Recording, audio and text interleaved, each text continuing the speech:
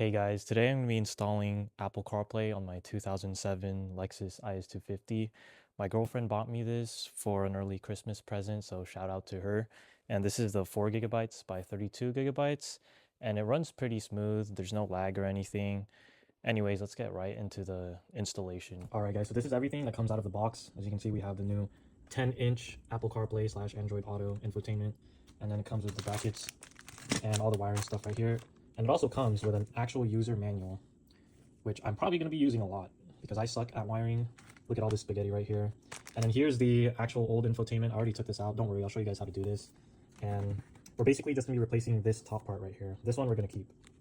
All right, so the first step is to get this out of the way. And to get this out of the way, we're going to have to remove this. So first we're going to remove the shifter. It just screws out easily, just like that. I bought this off of eBay, just in case anyone's wondering. Let's see. Make sure the adapter stays in there. Then we're going to have to remove these silver pieces over here. If I remember correctly, you just need to pry this out right here. Don't ask me why this is wet. I used too much alcohol on accident. So just pry this out on both sides. Yeah, just work your way all the way to the end. Oh, that's dirty. Take that part off. As you can see, there's some damage over here. I don't know what happened, but that's okay because I'm going to be using some of the leftover material to wrap this. Make the car look way better. Alright, so yeah, just work your way like this from this end all the way to the end, to the other side, and then it'll just slide out. Remove this, just use a plastic pry tool, and what I did was I put mine right here, and then I started using some leverage to pop it out. Alright guys, so once you get this off, I'm gonna move this out of the way. There's a couple cable connections you gotta remove. I don't know if you guys can see that right there. There's a little piece you gotta push down on, but we'll worry about that once we get this stick out of the way. It should be pretty easy. Just gently pull it out. You don't want to ruin this because this is notorious for breaking. I actually had to replace this. And then you should be able to just, boom. Yeah, so that's one. And then there's another one that controls the heated seats. And you can actually see it right there. I'm pushing it down with my thumb. Just push it down and pull. And then there's that. We can put that over here. Oh, that's really dirty. And then there's going to be 2 Phillips screwdrivers that you're going to need to remove to take out the ashtray.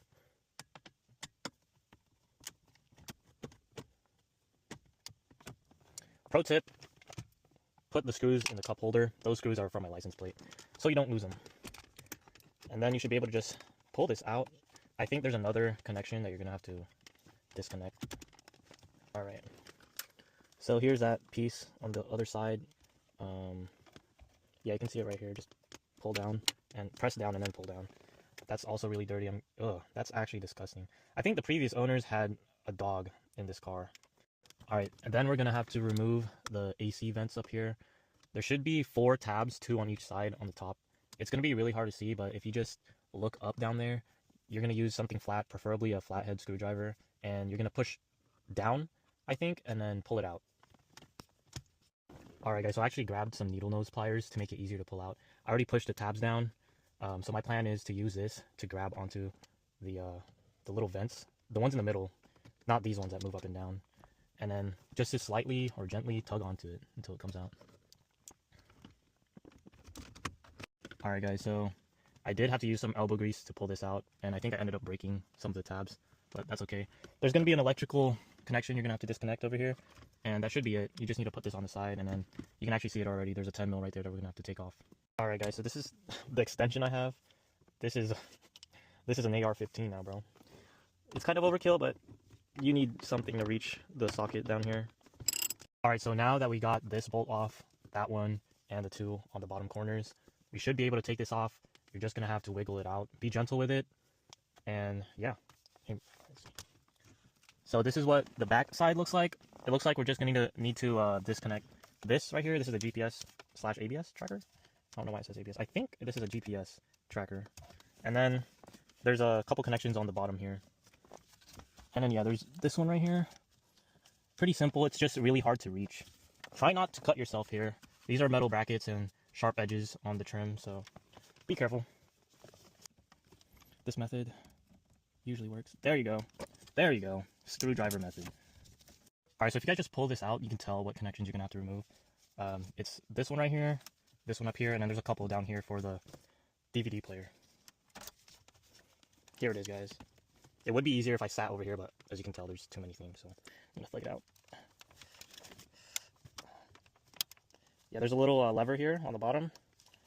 Try not to break it. There you go, that one came out easily. It's never easy with these things. One thing I've learned working on cars. I've replaced my amp on this, and it's just a pain. There you go. Ah, I need that one tool from TikTok. There's also one more wire right here. I actually didn't see this until I tried pulling it out. Be careful when using needle nose pliers. You don't want to ruin the actual wires.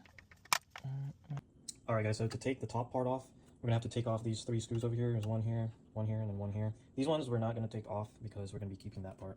So yeah. Alright guys, so I actually did not have to remove the screw over here. I just found out that it's just for this thing over here. But to take the top part off, you're going to want to push it towards you, if you're facing it, of course, because it clips on right here. So you just want to push it towards yourself, and then it should be able to pop off. So this is what it looks like on the CD player. I only have this clipped on from the clips on the bottom. The next thing you got to do is you insert these brackets that they do give you and align it like this. So it's going to squeeze right between the bracket and the actual infotainment system. And then you can see right here, that one lines up, and the other one should line up too. So it should be like this. Boom. And if I could get, there you go. You gotta play with it and make the holes line up. And then there's also a screw that they provide you with, these little screws, and I'm guessing it goes into here. There are actual holes in here, so yeah, you guys just have to line it up and play around with it.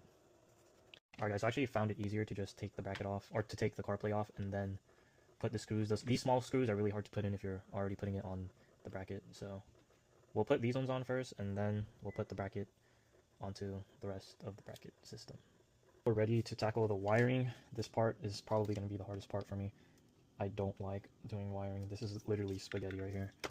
However, the good thing is that it's labeled, and you can figure out what goes into which slot just by the look of it. So, okay, so this needs to go in there.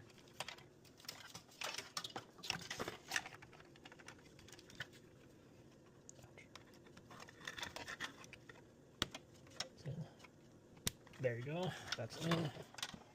Obviously, that doesn't fit there. So.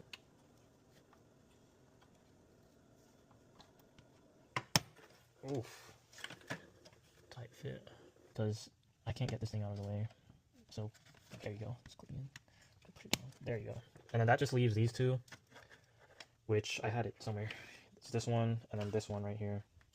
This one right here is going to be left open because it's for the original wire that's in the car. Trying to get this in there. Unless this one does not fit. This red one and white one right here that says aux R and aux L, they actually plug it into the right ones, otherwise there's going to be no audio. These ones, I think these are like extra ones if you have like a subwoofer and stuff, so we'll see if it works. Alright guys, I know this is a lot to look at, but it looks like I have everything plugged in. I don't have any other missing connections, so I guess we'll have to see when I put this in the car.